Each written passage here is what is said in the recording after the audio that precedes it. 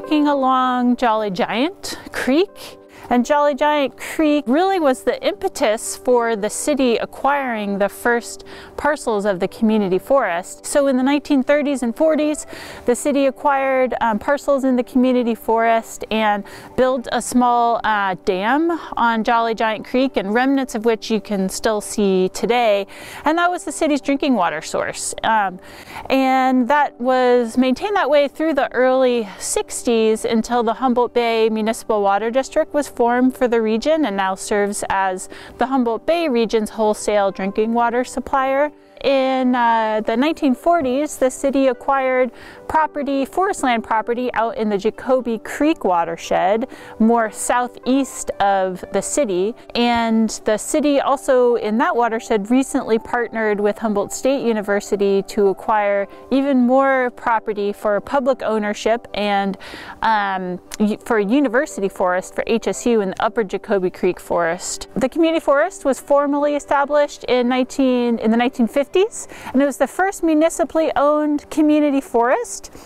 And since that time, the city has looked for opportunities to collaborate with willing sellers, to combine grant funding sources, to acquire additional parcels. So there's been a lot of collaborations and additions to the community forest over time, and we're standing right here at a boundary of a recent acquisition. This was the Lima acquisition, and the city works with willing sellers and acquires at fair market value.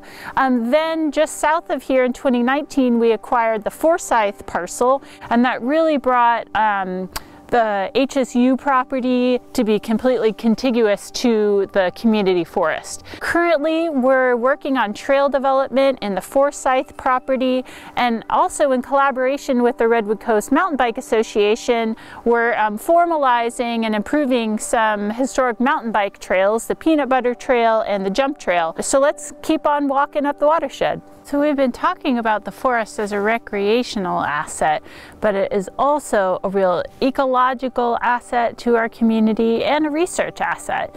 So each semester, dozens of students employ scientific studies here in the forest with their class, and really adds to more of our understanding of all the ecological processes that are happening here in our forest. So the city of Arcata in 1979 really laid the groundwork for creating how we manage the forest today. At that year, there was a park bond measure that was passed by Arcata residents, and it really outlined that our community forest would be managed by ecological principles of forest management, and any kind of net revenues from timber sales from that management would go towards supporting other parks and improvements in the forest itself.